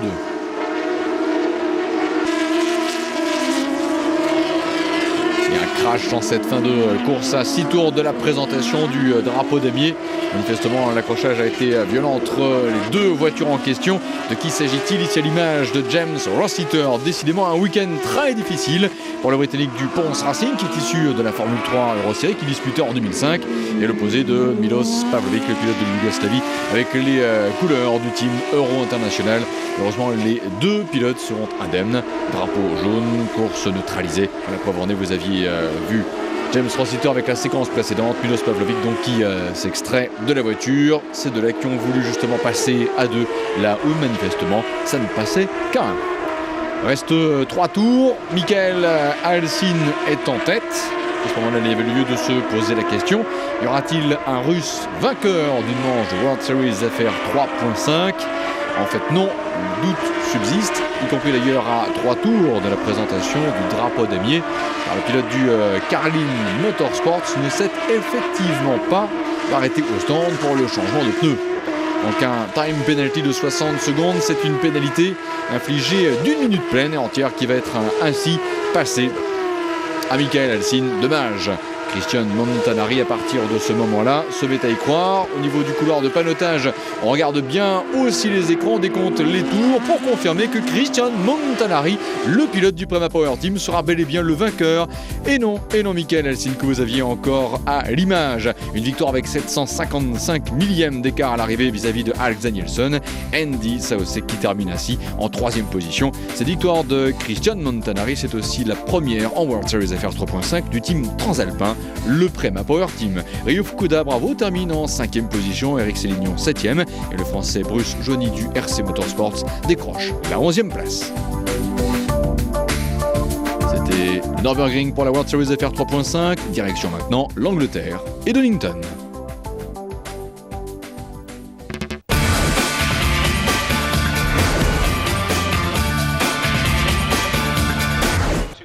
Donington course 1, date 9 septembre et le chiffre 6 à double titre. 1 parce qu'il y a eu 6 vainqueurs différents en 11 courses et qu'à ce stade de la saison, il reste 6 courses encore à disputer. Exécutant en tête du championnat, Alvaro Parente, Andy Saosek, ils ont un petit point d'avance sur Pastor Maldonado. Maldonado d'ailleurs qui en qualification partira de la 3e ligne de la grille de départ. Adrian Zaug, le sud-africain du Carlin Motorsports, avait réalisé ici la pole position. Une première ligne qu'il partageait avec Alex Danielson, le suédois de l'écurie Comtech, d'ailleurs très bien parti, un petit peu moins bien parti par contre. Quelques voitures derrière, vous allez voir notamment en difficulté Pasquale Di Sabatino de l'écurie Kram ou même encore Celso Miguez en difficulté. A noter d'ailleurs que quelques pénalités d'avant-départ seront infligées à Christian Montanari mais aussi à Patrick Pilet pour non-respect du parc fermé. James Rossiter également pour un Britannique pourtant relégué en fond de grille en raison d'une non-conformité technique et plus précisément d'une quantité d'essence insuffisante après les essais. La chicane donc, Pasquale Di Sabatino de l'écurie Kram, Celso Miguez numéro 28 se sont pris la roue. Dommage pour l'écurie Comtech qui fait la grimace en voyant Miguez arrêté mais qui retrouve le sourire en voyant le suédois Alex Danielson en tête et qui déjà en l'espace de quelques virages s'est nettement détaché. Derrière, Pastor Maldonado, image rare, le pilote du team Draco Motorsport qui va craquer sous la pression de Adrian Zaug avec un joli 360 degrés dans l'herbe. Heureusement pour lui, Pastor Maldonado, le Vénézuélien, pourra repartir. Et que de places perdues. Et naturellement, les places perdues par les uns font les affaires des autres avec notamment Adrian Zaug et Milos Pavlovic qui s'est justement calé dans l'aileron du Sud-Africain, un peu comme pour venger quelque part les malheurs de Pastor Maldonado. Oh, des voitures arrêtées à nouveau, il y a celle de Iaconelli, un double tête à queue sur ce circuit de Donington, la campagne britannique, avec un été presque indien. C'est quoi qu'il en soit encore en période d'été puisque la course 1 s'est disputée le 9 septembre. Pavlovic qui a encore une fois changé de team et qui est maintenant venu chez Draco Multiracing aux côtés de Pastor Maldonado, et toujours aussi présent. Derrière, Adrian Zaug tente de trouver la faille, se porte à la hauteur du Sud-Africain et qui réplique de façon magistrale, magnifique, et empêche ainsi le pilote yougoslave de le déposséder d'une place supplémentaire. Au classement, Ben Hanley également, ça chauffe quelques rangs derrière, dans un groupe qui comprend aussi Bora Garcia, Christian Montanari, qui n'a rien pu faire vis-à-vis du jeune britannique de l'écurie Kram Competition, qui évolue ici par conséquent à domicile. Pastor Maldonado s'est bien ressaisi après sa série de toupies dans l'herbe, attaque y compris au freinage, revenu dans l'aileron du russe Michael Alcine. Le numéro 7 à 7 tours de la présentation du drapeau damier et ce duel Alcine-Maldonado sera justement l'un des duels les plus piquants du dernier quart de l'épreuve. Bora Garcia, Phil McIntosh, Michael Alcine et Pastor Maldonado également. On va retrouver Andy Saosek du team interbeton.com, c'est McIntosh. Et dans ce groupe aussi, il est le 4e à l'image. Vous avez Ryo Fukuda avant de revenir un instant sur la poursuite de l'explication. Adrian Zaog et Milos Pavlovic qui jouent le podium. Alex Danielson très largement détaché en tête de la course 1 disputée donc à Donington. Encore une fois, Andy Soucek, Christine McIntosh aussi pour le pilote canadien, auteur d'un week-end qui semblait être parfait en ce qui le concerne sur ce même circuit britannique de Donington. Pastor Maldonado et Alex Danielson, presque seuls au monde à 2 tours de la présentation du drapeau damier. Pour une voiture en glissade dans l'herbe, de qui s'agit-il? Zaog résiste toujours à Milos Pavlovic. Le pilote en question, c'est le japonais de l'écurie Taekwon, Ryo Fukuda, l'ex-champion de France de Formule 3. Dommage qu'il va perdre une place ici qui aurait pu lui rapporter de précieux points à lui et à son équipe. Et c'est déjà le dernier tour pour Alex Danielson de l'écurie Comtech, que l'on connaît bien d'ailleurs en championnat de France, de Formule Renault y compris. On se souvient notamment de la présence de Piperman, même encore de Wesley Barber. Danielson a tout à l'heure qui file vers la victoire. Derrière, ça chauffe encore une fois. Les ultimes attaques à la fois de Adrian Zaog et de Bora Garcia pour confirmer et conserver leur position, la 2 et la 3e. Alex Danielson vainqueur, compléteront donc le podium de Donington course 1. Adrian Zaog qui aura magnifiquement résisté. Bora Garcia termine juste dans l'aileron du Sud-Africain. L'écart entre le premier et son second, 7 secondes 508 millièmes, avec donc une très belle place à l'arrivée, quoi qu'il en soit, de Andy Soucek 4e, Sin McIntosh, Bora Garcia, Michael Alcin, Maldonado, Bruce Joigny 9e et Ben Hanley complète le top 10. Très belle victoire de Alex Danielson.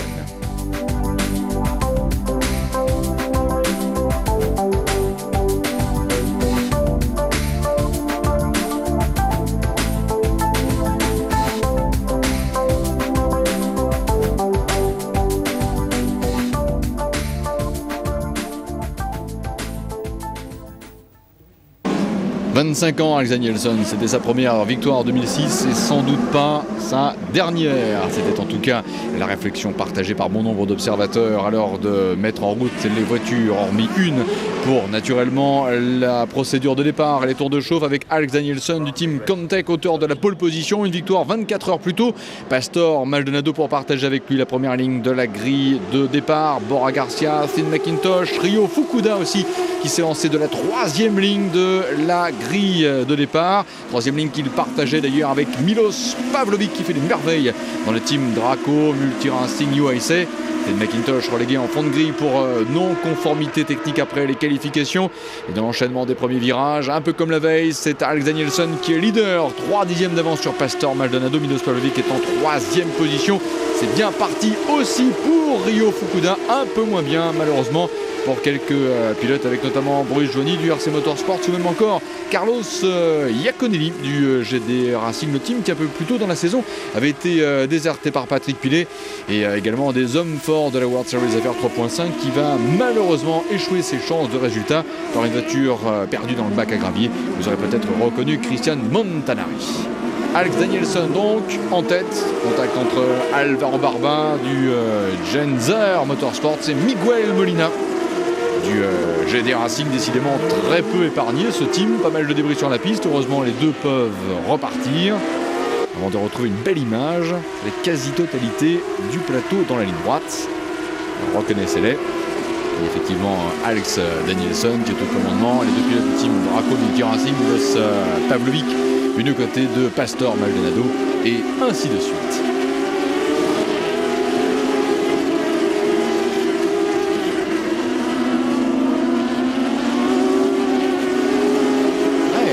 Semble presque à de la Formule 1, mais ce n'est pas la Formule 1, c'est une discipline qui mène la World Series FR 3.5 avec quelques 24 tours encore dans la présentation du drapeau damier, un passage en tête de Alex Danielson et les premiers arrestants, notamment celui de Pastor Maldonado. Regardez bien le museau de la voiture légèrement endommagé. Le Vénézuélien qui va ici opter pour un changement des pneus du train avant. Et qui malheureusement va y perdre beaucoup de secondes, apparemment problème de serrage. Regarde l'écrou de la roue avant gauche, ça repart quand même pour Pastor Maldonado, mais pas mal de temps perdu, c'est manifeste. Alvaro Parente qui était aussi leader en classement provisoire du championnat avant Dunnington qui reprend la piste à son tour avant d'assister à quoi? Tout simplement à l'arrêt stand du leader Alex Danielson. Le vainqueur, le voici dans la course de la veille et qui était donc en tête avant de passer par les stands.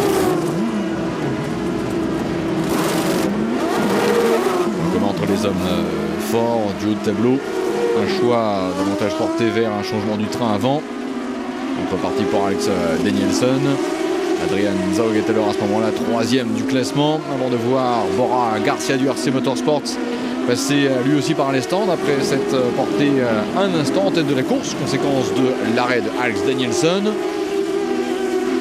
Freinage très appuyé de Pastor Maldonado à l'attaque qui vise naturellement à marquer un maximum de points pour rester dans la course au titre.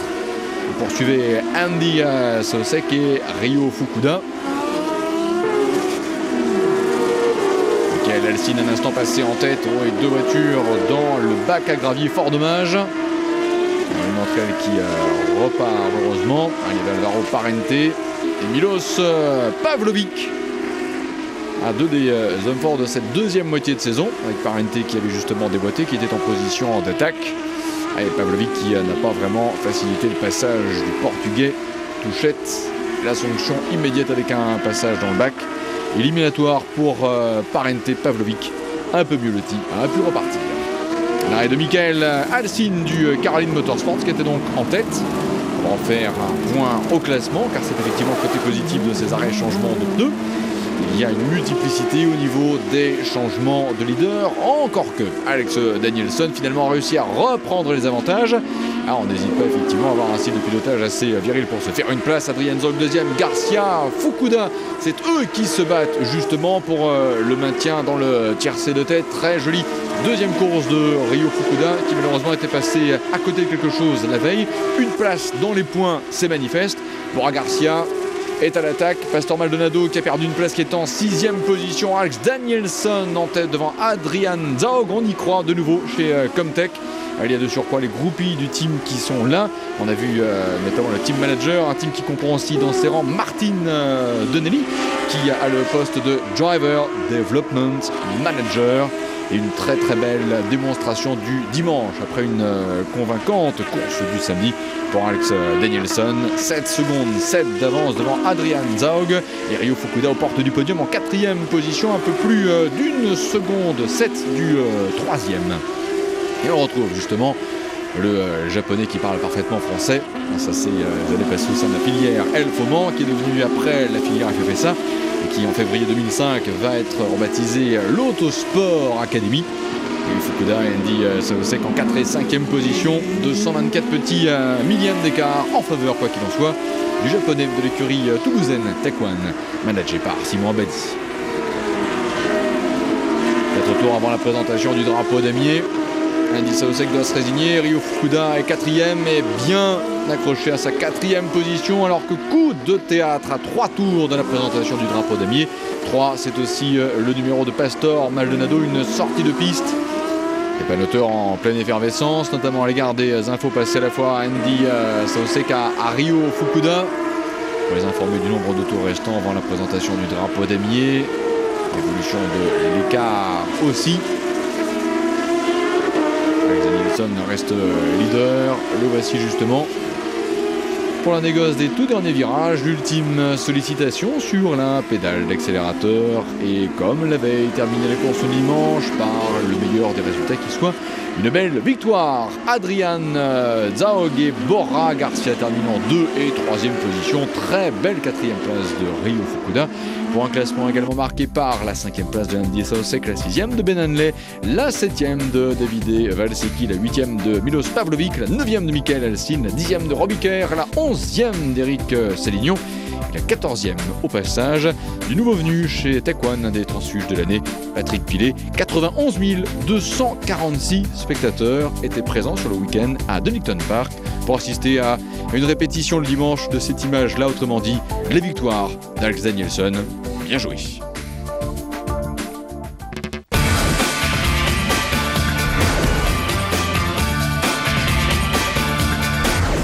Oui, Best of World Series by Renault Le Mans, l'étape française de ces World Series. Et oui, Renault c'est naturellement une marque française, sa vocation est d'être aussi une marque internationale, qui plus est au plan sportif, et donc il n'y a qu'une épreuve in France, si je puis dire, par rapport naturellement à ce calendrier de 9 épreuves. Passage par Le Mans et le circuit Bugatti avec Alex Danielson, encore lui, nous direz-vous, et oui, du Comtech Racing, qui était effectivement le pilote de la pole position. Et regardez bien, même si son départ n'est pas les plus excellents, c'est Tristan Gomendi, et oui, revenu en World Series FR 3.5 chez Ponce Racing, qui en fait partage avec lui la première ligne de la grille de départ. Malheureusement, Tristan ne sera pas l'auteur du meilleur des départs qui soit. Oui, un premier passage très sélectif sur le circuit Bugatti, c'est bien passé pour Alex Danielson. Milos Pavlovic a également tenté de faire du mieux qu'il pouvait. Il attaque le passage au virage de la Chapelle, 711 millième derrière Alex Danielson.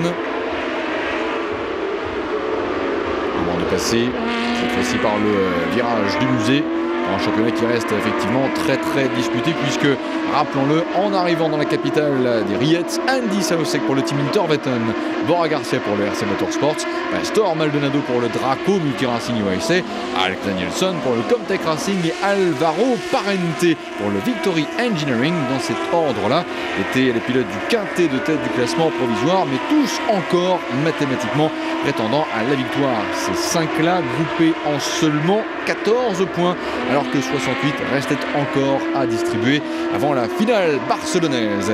Et notez d'ailleurs, prof, que cette édition 2006 de la World Series FR 3.5 a été vraiment très disputée jusqu'à présent, c'est-à-dire avant de prendre place dans le paddock, le circuit du Mans. Ils étaient 16 pilotes à être au moins une fois montés sur le podium depuis le début de saison. Un qui ne figure pas dans ce club des 16, c'est Stephen Kane, parti d'ailleurs en tête à queue, laissant ainsi Alex Danielson peut-être réaliser le jamais 2 sans 3. Autrement dit, après des victoires britanniques à Donington, pourquoi pas une victoire au Mans. Robbie Kerr également jette toutes ses forces dans la bagarre, alors qu'ici on est en train effectivement de pousser une voiture partie à la faute, celle de Mehdi Benani en particulier, venu pour ce qu'on appellera une pige au sein du team Euro International.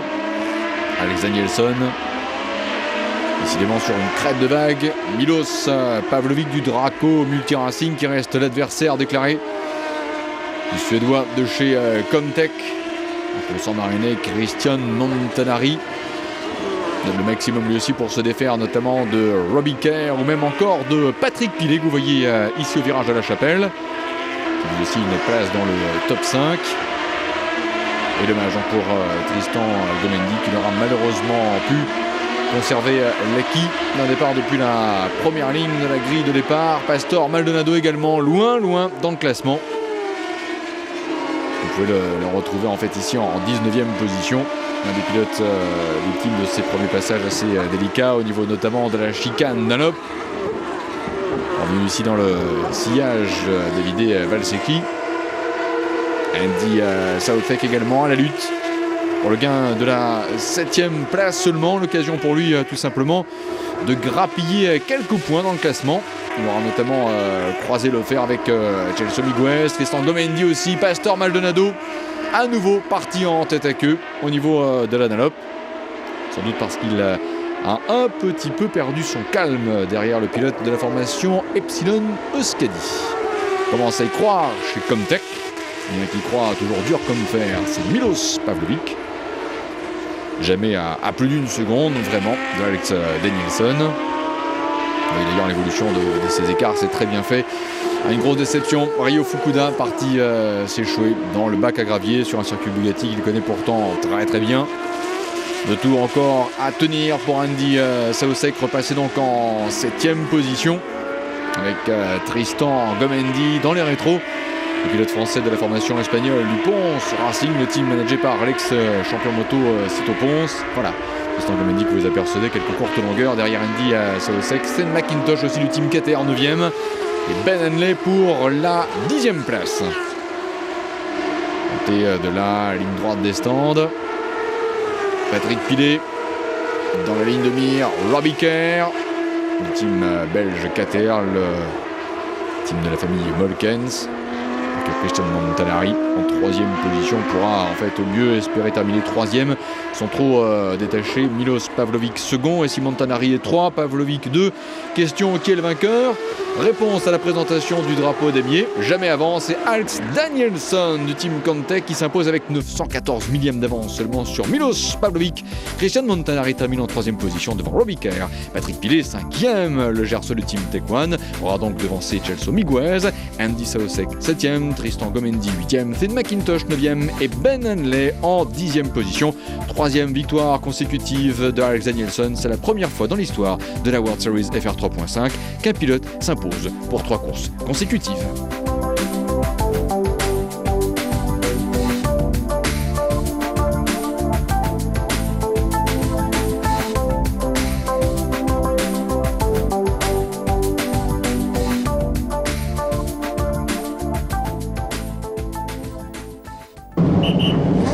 Il a décidé à rattraper son involontaire faux pas de la veille avec un départ en première ligne dont il n'a jamais pu vraiment tirer le bénéfice.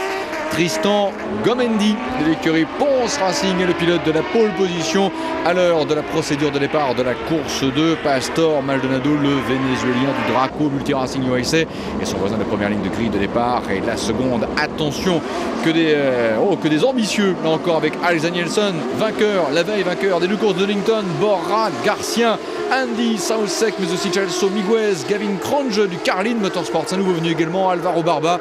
Pour les pilotes qui complétaient en fait le top 10, il a légèrement plu le dimanche avant le départ de la course 2. Une piste, quoi qu'il en soit, encore humide, un petit peu trop même pour certains pilotes.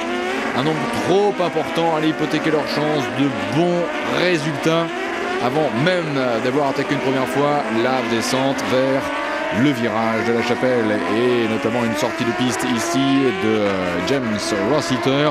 Trop d'incidents en fait dans ce premier freinage. On perdra notamment Grégory Franchi et Alex Danielson aussi obligé de s'arrêter et qui n'inventera pas un nouveau dicton comme par exemple le jamais 3 sans 4. La course est donc neutralisée. Le public cherche à savoir s'il faut encore mettre l'impair ou bien carrément retirer le kawaii. Au vert, la course qui va repartir avec bien finalement un classement encore très indécis en tête de course, bien que Pastor Maldonado semble être très à l'aise à l'égard de la gestion de ces conditions. Encore quelques traversées de bac à gravier. Encore une fois la course du dimanche, schéma différent de celle du samedi, un schéma qui pourrait être salvateur ici avec un passage obligé pour un changement de pneus vraiment bienvenu, peut-être d'ailleurs des trains avant et arrière, compte tenu de l'assèchement de la trajectoire principale, la trajectoire de course. Tristan Gomendi est aux avant-postes, Borja Garcia en 2e position, Pastor Maldonado 3e pour le tiercé de tête, à l'heure d'attaquer la descente vers le virage du garage vert. Le chemin au bœuf, se chicane, avec notamment Patrick Pilet, Ryo Fukuda aussi en l'occurrence à l'attaque ici numéro 32. Il était notamment en pleine explication avec Alvaro Barba du Genzer Motorsports. Oh, et un tête à queue de Robbie Kerr du team KTR. Tête à queue en fait provoqué par une crevaison. Regardez bien la roue arrière gauche, sans doute en fait la conséquence d'un choc avec notamment un élément d'aileron, une voiture d'un adversaire et un passage par l'échappatoire qui mène vers les S du Tertre Rouge, une partie du circuit des 24 heures du Mans. Et dans le virage de la Chapelle, 6 tours déjà couverts. Le point quant à l'évolution du classement avec un Pastor Maldonado qui a des chronos qui semblent être plus vite que ceux de Borja Garcia et Tristan Gomendi. Celso Miguez détaché à plus de 3 secondes en 4e position avec Alvaro Barba et Ryo Fukuda en 6e position. L'arrêt de James Rossiter, arrêt également de Marco Barva, d'Alvaro Parente à l'image maintenant numéro 16 qui repart. Qui tente en fait la carte des pneus slick à 21 tours de la présentation du drapeau à damier. Oh, et ça c'est une image comme on les aime d'ailleurs avec 2 pilotes. Naturellement, aucun des deux n'a voulu céder. Coïncidence des numéros, c'est le 15 plus le 16. L'arrêt au stand de Robbie Kerr qui a réussi finalement à revenir. 20 tours. Il reste encore à discuter sur ce circuit Bugatti qui, à l'occasion de ce week-end transition entre les 30 septembre et 1er octobre, aura reçu une fréquentation tout à fait enviable. 150 000 personnes. Il y a quelques graviers projetés sur la piste tout de même. Des rayons du soleil, toujours bienvenue. Oh, Ben Henley qui mord un petit peu à la chicane du chemin au bœuf. Allez, on va pas chicaner. Tristan Gomendi leader. Petite faute ici pour un tête à queue sur une grosse conséquence d'Alvaro Barba qui peut repartir. Le public présent justement massé notamment dans la ligne droite des stands. Regardez la tribune du virage du raccordement assiste à quoi? À cette remontée efficace de Pastor Maldonado qui passe à l'attaque avec une voiture un petit peu mieux que celle du français Tristan Gomendi du Pons Racing et qui là aura réussi à remonter la ligne droite des stands, à passer en tête. Finalement il était reparti Alex Danielson pour transformer la fin de course en séance d'essai. Au revoir, quoi qu'il en soit, tout espoir de bons résultats. Michael Alcine qui repasse à l'attaque. On avait également James Rossiter. Ciel qui se dégage. Retour en piste. Et Pastor Maldonado en plus slick cette fois. Même s'il reste encore quelques traces résiduelles d'humidité, c'est très visible. À regarder justement l'état de la piste, mais la trajectoire idéale est sèche. Le choix des pneus slick, c'est clair, s'imposer même s'il faut y aller tout en finesse. Miguel Molina ne vous dira pas le contraire. Un manufacturier aux côtés de Renault Sport, Michelin. Retour en piste à l'instant de Tristan Gomendi avec Bora Garcia à la lutte pour la deuxième position. Le français deuxième, l'espagnol troisième à 10 tours de la présentation du drapeau à damier. Et finalement virage du garage vert, Tristan Gomendi qui ouvre un petit peu. Bora Garcia se dit je vais pouvoir en profiter pour passer. Un joli mano à mano dans la ligne droite qui fait jonction entre garage vert et chemin au bœuf, et Tristan Gomendi qui ne cède pas et qui a raison et qui maintient brillamment cette deuxième place. Bora Garcia qui tente une nouvelle attaque avant d'entrer dans l'enchaînement des S bleus. France a la meilleure trajectoire d'entrée dans ce virage à gauche. Et tout naturellement, étant de ne pas être perturbé par les incidents de course ici là. Il y avait Carlos Ciaconelli, l'image précédente. On serait presque tenté de dire avec une petite pointe d'ironie, encore un fait de course qui aura affecté ici Alvaro Barba, mais qui a été en fait invité à passage dans le bac à gravier en raison peut-être de ce mauvais placement de trajectoire pour l'un des deux pilotes du team Epsilon, Euskadi. Alex Danielson, le pauvre, obligé de laisser passer. Tristan Gomendi lui concède également un tour à Bora Garcia. Et Michael Alcine, 4 tours avant le damier, qui effectue une sortie dans le bac à gravier. Marcos Martinez aussi peut-être un petit peu trop optimiste au niveau du passage virage du raccordement et qui voilà a pu éviter cela. Contact avec la pile de pneus. Dernier tour, le soleil est revenu et il met en valeur le jaune claquant de la voiture de Pastor Maldonado, le Vénézuélien qui renoue avec la victoire. Le pilote du Draco Multiracing USA s'impose avec, regardez bien l'écart, c'est presque un gouffre. 17 secondes 007 sur le James Bond de chez Pons Racing, Tristan Gomendi. Troisième position pour Bora Garcia, Ryo Fukuda termine 4e devant David Devalsecchi, Gelson Miguel 6e, belle 7e place de Patrick Pilet, 8e Bruce Joigny, 9e Eric Sélignon et Steven Kane résiste pour la 10e place.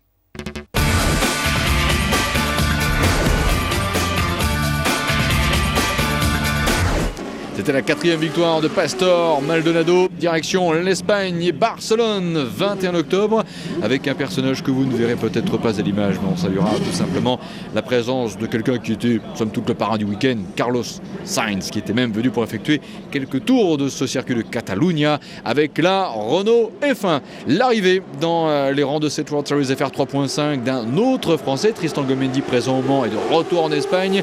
L'Espagne qui marque ainsi l'arrivée de Franck Pereira au sein du team Interwetten.com. On serait presque tenté de dire ironie du sort, c'est pour prendre le relais pour cette course finale d'Eric Sélignon, pourtant vainqueur et auteur d'un excellent doublé sur le circuit de Zolder en début de saison. Premier virage comme toujours très sélectif, Ben Henley en fait les frais, Alvaro Barba lui le premier virage ne l'aura même pas passé finalement, alors que Alex Danielson, ce qui n'est pas se rappeler le scénario vécu à Donington ou au Mans également pour la course 1, s'est porté en tête de course. Ryo Fukuda au ralenti, mais avec en fait une touchette et une crevaison manifeste au niveau du pneu arrière droit. Dommage pour le japonais de chez Tech1. Pourtant auteur d'un très joli parcours globalement dans ce dernier tiers de saison 2006 des World Series FR 3.5. Danielson au commandement. Lucarne vous montre justement la voiture de Ryo Fukuda, mais qui malheureusement abandonnera. Bien malheureusement. Danielson, leader donc. On va savoir comment derrière l'opposition s'est organisée avec notamment 1 seconde déjà pour l'écart creusé entre Danielson et Andy Soucek qui est à domicile. Alvaro Parente en 3e position. Milos Pavlovic. Et décidément, les voitures de team français ou bien les pilotes français peu épargnés avec Tristan Gomendi en difficulté. Vous l'avez vu avec sa voiture manœuvrée pour être carrément rentré dans le stand. 14 tours encore avant que cette course barcelonaise ne livre son dénouement. Alex Danielson est leader, Andy Soucek.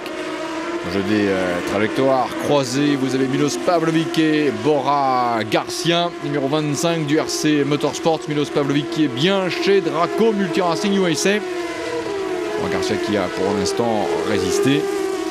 Franck Pereira également dans les points, 12 tours de la présentation du drapeau damier. Et malheureusement, la grosse frayeur à Barcelone avec une voiture partie en tonneau. Question, qui est donc ce pilote? Réponse par l'image, c'est Milos Pavlovic, et oui, qui a attaqué Bora Garcia quelques instants plus tôt et qui en fait a touché la roue d'une voiture. Et c'est d'ailleurs ce heurt-là qui a eu pour conséquence de voir la voiture de Milos Pavlovic partir en tonneau. L'autre voiture est celle de Celso Miguez de chez Comtech Racing. Miguez que l'on a vu marcher, Milos Pavlovic sonné, mais ok. Peut-être une articulation, une cheville un petit peu douloureuse et les 2 pilotes qui se retrouvent. Désolé l'un et l'autre. Voilà, c'est finalement une explication très saine entre les deux. Et c'est bien aussi après la frayeur de voir des images finalement de ce genre. Passage par les stands, Pasquale Di Sabatino avec une crevaison pour le pilote de Team Graham Competition, Milos Pavlovic que l'on retrouve avec un visage à découvert et quelques émotions aussi dont il faut se remettre. Andy Soucek pendant ce temps. L'objectif bien sûr c'est marquer des points. Le cap de la mi-course atteint maintenant 7 tours avant la présentation du drapeau à damier. Oh, et ça chauffe ici avec Bora Garcia, avec Franck Pereira au bout de la ligne droite de départ. Garcia Pereira, très joli duel. Avantage pour l'instant à l'Espagnol et des débuts très remarqués de Franck Pereira dans cette World Series FR 3.5 après une saison en demi-teinte en GP2. Donc même à 4 tours de la présentation du drapeau damier, la voiture de Tristan Gomendi était ressortie de son stand et le français du Ponce Racing qui repart justement, histoire de transformer ses 4 derniers tours en séance d'essai en conditions réelles de course. 4 tours pour pointer à nouveau en tête Alex Danielson, Andy Soucek en 2e position, un podium qui sera tout bénéfique pour le marquage de points avant la course du dimanche qui sera vraiment la course de clôture du calendrier 2006 de ces World Series FR 3.5. Soucek en 2e position et le Portugais Alvaro Parente qui se distingue par une nouvelle place dans un podium provisoire avec justement quelques hectomètres avant que le caractère provisoire ne soit effacé au profit d'un classement définitif. Bora Garcia qui s'offre une petite chaleur avec un écart de trajectoire dans les tout derniers instants de la course. Bien dommage. Alex Danielson pendant ce temps fonce vers la ligne d'arrivée. Arrivée qui arrivera finalement presque trop tard pour certains pilotes puisque malheureusement Bora Garcia ne pourra pas être salué par ce même drapeau damier. Regardez bien le tableau en bas, Andy Soucek avec 101 points est en position de champion potentiel avec 4 petits points de plus seulement que Alex Danielson qui va mettre toutes les chances de son côté par la victoire à l'arrivée de la course 1. Victoire à nouveau pour le pilote du team Comtech devant Andy Soucek qui termine à 4 secondes 7. Alvaro Parente 3e position et très belle 4e place du Montpellierin Franck Pereira de chez Interveton.com. Sean McIntosh 5e devant Adrian Zhao, Christian Montanari en 7e position. Michael Elstin termine 8e, James Rossiter du Ponce Racing en 9e position et Pastor Maldonado devra ici se contenter de la 10e place. La course du dimanche allait donc être la course vraiment de toutes les finales un 22 octobre.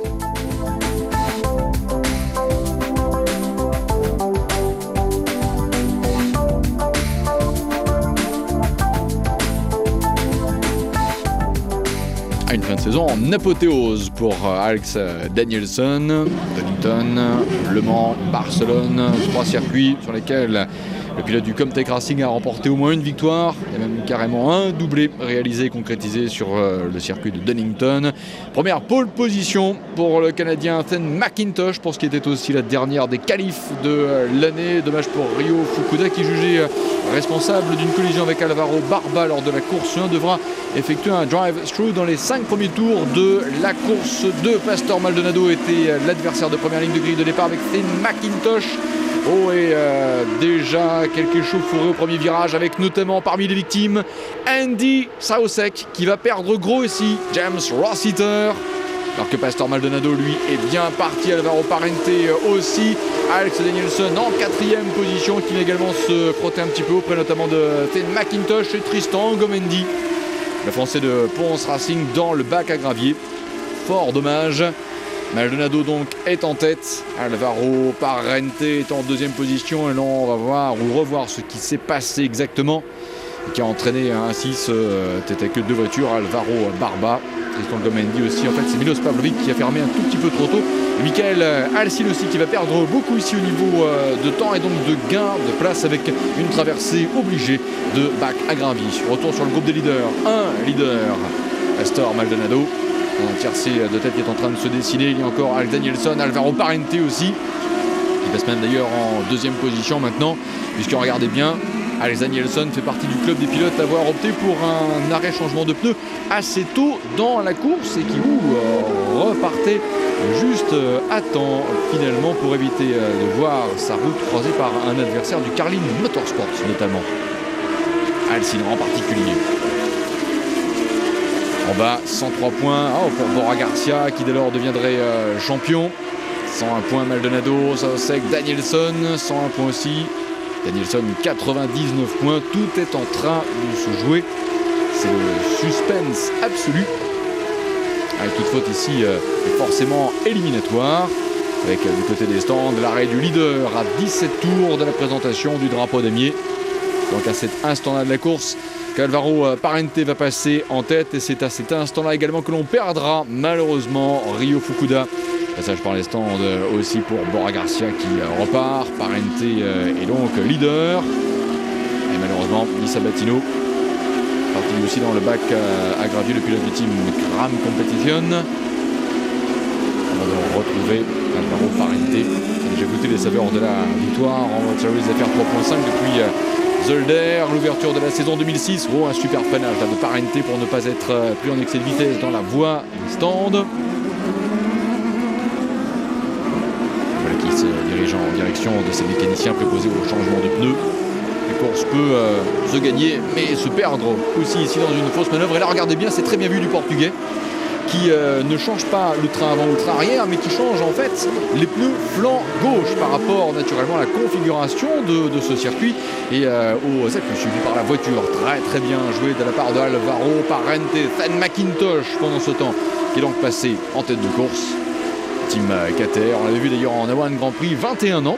C'est aussi un pilote issu du championnat de Formule 1 de Grande-Bretagne. Avant de le voir passer aussi par la voie des stands et avant de voir le San Marine du Prema Power Team, Christian Montanari passer en tête de course à droite. Fin de changement de pneus pour Ethan McIntosh qui repart. Alvaro Barba sort trop large, il est un peu en état de poussière mais il repart. Arrêt de Christian Montanari à 12 tours de la fin de course. L'arrêt du pilote du Prema Power Team va forcément avoir une incidence au niveau du passage en tête de qui à voir. Montanari qui repart. Alvaro Parente est en 3e position. Danielson n'est peut-être finalement pas au mieux cette fois. Andy Soucek est également dans les profondeurs du classement, alors que l'Espagnol ici à domicile pouvait espérer s'imposer. Malheureusement, le hors-trajectoire avec les bousculades de premier freinage pour le premier virage vont coûter cher à Andy Soucek. La preuve, non seulement il y a eu effectivement ces sorties de piste, mais de surcroît, la technique s'en est mêlée. Soucek qui veut encore y croire, mais la lueur d'espoir est très très faible. En tout cas, les Portugais qui sont nombreux à avoir passé la frontière pour venir en Espagne se réjouissent de voir Alvaro Parente en tête de course. Histoire de donner un peu d'illusion encore, Andy Soucek ressort du stand, repart, manœuvre inverse pour le Sud-Africain Adrian Zaug. Il reste encore 7 tours. 5 maintenant. L'écart entre Alvaro Parente et Pastor Maldonado en tête de course. Il est même en train de s'accroître cet écart. De 3 secondes 2, il passe à 3 secondes 357. Alvaro Parente qui gère parfaitement cette fin d'épreuve. On arrive du côté des stands de Davide Valsecchi du team Epsilon Euskadi. On suivait Finn McIntosh 3e. Dommage pour Valsecchi, mais qui devrait être confirmé en tant que pilote titulaire du même team Epsilon Euskadi pour le championnat 2007. Accrochage entre Grégory Franchi du Prema Power Team et Celso Miguez du team Comtech. Laura Garcia, peut-être un instant déconcentré. Une belle frayeur, très près de l'arrivée avec un écart de trajectoire. Heureusement, réussi à repartir. Alvaro Parente décompte les tours pendant ce temps, compte tenu des malheurs des uns et des autres de Saofek et de Garcia. Et bien justement, c'est Alex Danielson qui est passé en tête au classement provisoire du championnat. Parente est leader. L'image précédente était celle d'un freinage très appuyé de Michael Alcin du Carlin Motorsports. Drapeau damier, victoire d'Alvaro Parente, sa 3e de la saison. Et Danielson le sait, compte tenu des avaries vécues par ses rivaux. Le champion 2006, c'est lui. Le classement course, tout d'abord, Alvaro Parente sera donc le dernier vainqueur de l'année 2006 devant Pastor Maldonado et Finn McIntosh. Belle 6e place de Franck Pereira. Alvaro Parente vainqueur. L'heure est à la conclusion. Après le Polonais Robert Kubica, devenu entre-temps pilote F1 chez BMW, le Suédois Alex Danielson est le 2e champion de l'histoire de la World Series FR 3.5. Contrairement aux précédentes images, ce n'est pas le 22 octobre que le pilote du Comtech Racing est officiellement devenu champion, mais plus récemment le 27 janvier 2007, après qu'un tribunal sportif ait prononcé son verdict sur l'une des procédures d'appel qui restait en cours, à l'égard notamment du déclassement de Pastor Maldonado à l'arrivée de la course 1 de Misano. Zolder, Misano, ces procédures à répétition et le flou qu'elles ont créé ont constitué le seul point d'ombre d'une discipline qui, indéniablement, brille par la qualité des forces en présence et le savoir-faire unanimement reconnu de Renault Sport. Du palmarès général final de la World Series FR 3.5, vous pouvez ainsi retenir le sacre final d'Alex Danielson, le pilote du Comtech Racing, 112 points. Deuxième, l'Espagnol Laura Garcia, RC Motorsport, 107 points. Troisième, le Vénézuélien Pastor Maldonado, Draco Multi Racing, 102 points. Top 5 complété par l'Espagnol Andy Sausek, 99 points pour la 4e place. Et la 5e du Portugais Alvaro Parente avec 94 points. Eric Sélignon, premier français au classement, apparaît à la 9e place. Podium final du classement des équipes, victoire des Autrichiens Interwetten.com devant les Italiens du Draco Multi Racing et les Britanniques du Comtech Racing. 2006, c'était hier, place à 2007. C'est confirmé en complément son programme de pilote d'essai F1. Le jeune prodige allemand Sebastian Vettel disputera l'intégralité de la saison chez Carlin Motorsport. Autre bonne nouvelle, c'est aussi signé pour le français Julien Jousse dans l'écurie toulousaine Tech One de Simon Abadi. 2007, 9 épreuves figurent au calendrier. Ouverture en Italie à Monza les 14 et 15 avril. La manche française sera nivernais cette fois, non pas au Mans. Rendez-vous sur le circuit de Nevers-Manicourt les 22 et 23 septembre. Un changement de pneus qui en 2007 sera imposé en course 1. Il y aura également un système push to pass qui offrira un surcroît de puissance pendant 60 secondes par course, en plus de points attribués aux 3 plus rapides en qualification. Parmi les innovations en 2007 figure également le principe d'une course 2 qui en fait prendra le top 10 de la course 1 qui sera naturellement inversé. Les 2 courses seront de 45 minutes. Voilà pour les World Series FR 3.5. Le Best of 2006 se termine. Merci d'avoir suivi. À bientôt.